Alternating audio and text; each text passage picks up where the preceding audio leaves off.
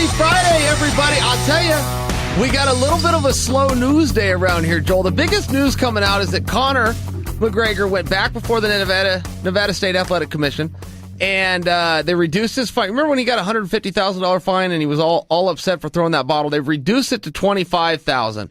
Somebody in the media called that a slap on the wrist. I don't know when $25,000 became a slap on the wrist. But at any rate, they got some resolution. I think he will pay that fine. He was refusing to pay the $150,000 fine, which just means he can't go back to Nevada. And that might even be able to follow him. They might even be able to get a judgment and follow him around to some other state. I don't really know how that works, though I trust they can. But at any rate, $25,000. I'll tell you this, though. None of that was really the point as much as I like the throw in the bottle thing. I thought it was funny when they took to throwing bottles at one another. Where it wasn't funny is out of camera shot from my computer where I watched that is apparently one of those bottles hit a kid. And so now the gig is up. They weren't just air balls or lobbed towards the Diaz brothers.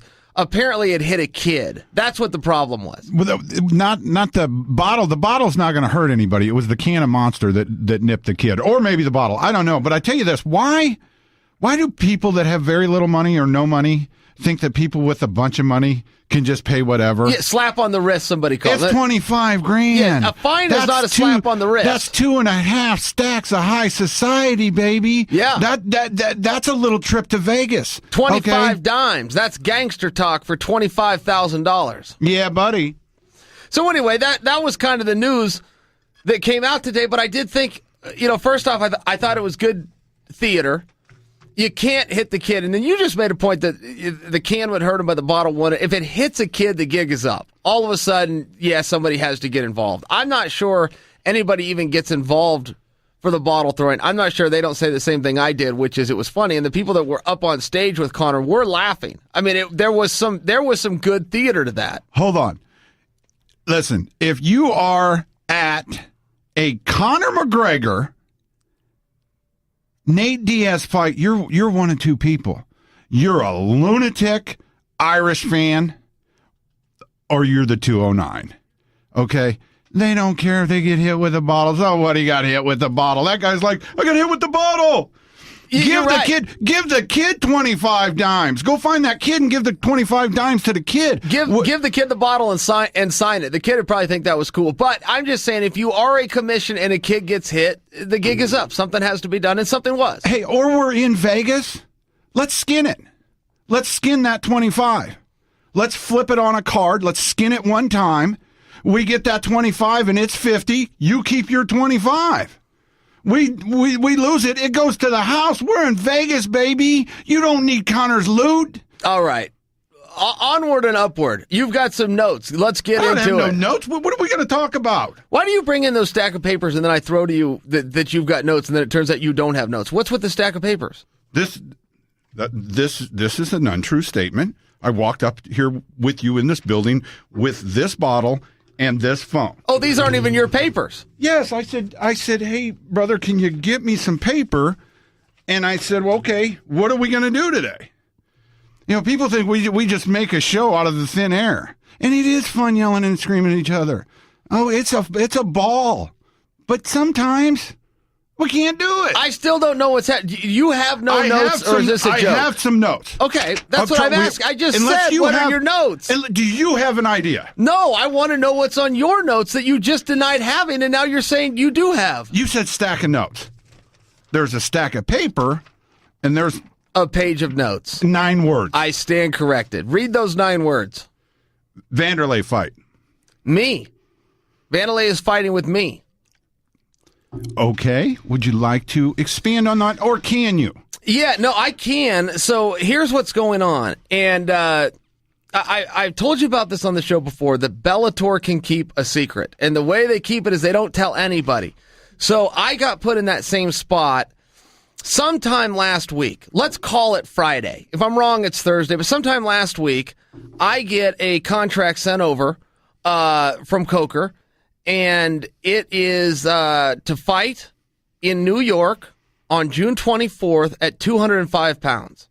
But it does not say my opponent. Now, normally that would be a huge red flag. But, Joel, I've told you this. I was armed with the information that both King Mo shared with me when he had the announcement of his Rampage fight and what Mitrione shared with me when he had his Fedor fight, which is that this is how Bellator signed them so that they could have this big ta-da moment. They don't bring anybody in on it. So, putting those dots together, I thought, okay, it's going to be Vanderlei.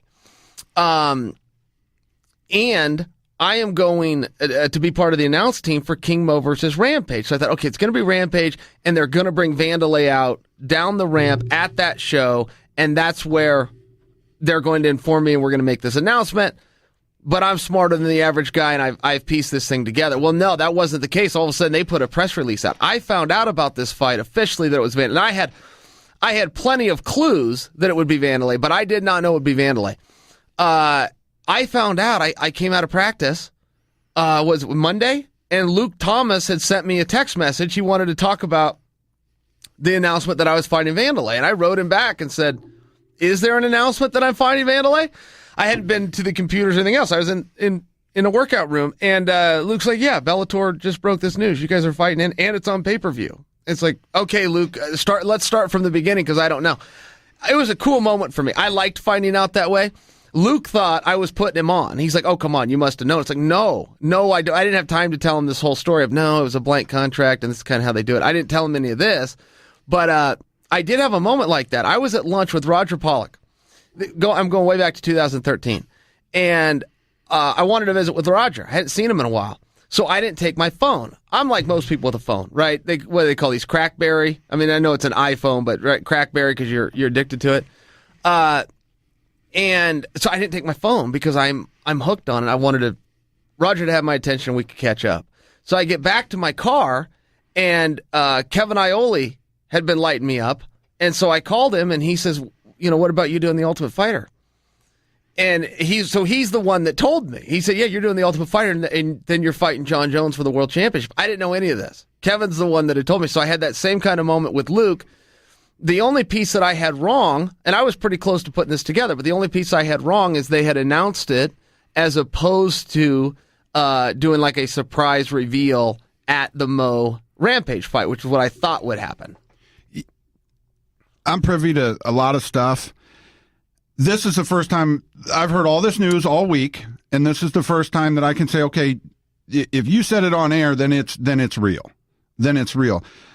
I have a question for you, and it's hard to ask you a question that I don't already know, that I don't know the answer to. Randy was like that. I try to figure out something. Randy's coming on the show, try to ask him a question that I don't know about. I believe, and I'm probably right, this is the first time in 50 fights that you've had that this is personal. Yeah, I can't remember another time. I can't think of anybody I would rather fight. I cannot think of another time that it was so personal. With Anderson, it became personal, but I created a lot of that. I didn't know Anderson. I just decided I didn't like Anderson. I decided I didn't like the pink T-shirts and the earrings and the crooked hat, but I didn't know him. I know Vanderlei. Well, plus he was the one that you had to go after. He was on the top of the heap. Yeah, there was all that stuff, and a lot of it in the reality afterwards, when I could look back on it and go, well, I never really had a problem with him. I didn't even know him. I just decided I didn't like him. So it was real for me.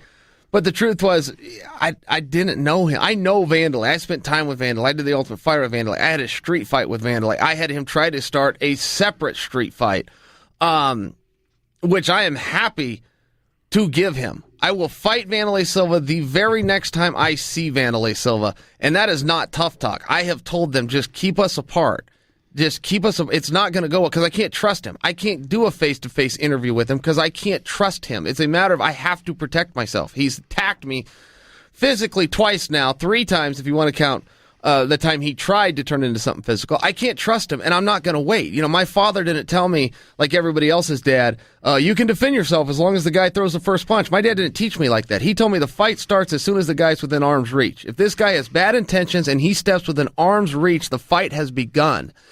And I broke that rule one time with Vanderlei, and he pushed me.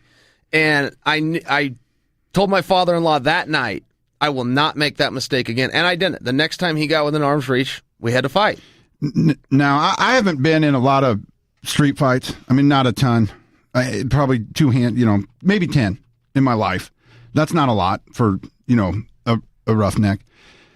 And but I've seen a lot of fighters, a lot of wrestlers. You know that, and I think you were kind of one of those wrestlers in college that the fight started when somebody said let's fight, and you blast them with a double. I had a friend back home, Curdy Bennett, and he was the toughest kid in the world to everybody, because as soon as somebody said let's fight, he was slugging somebody in the head. And people don't know how to fight. So you had mentioned that the fight starts when they come within hand reach, several years ago, and I was like, that is true.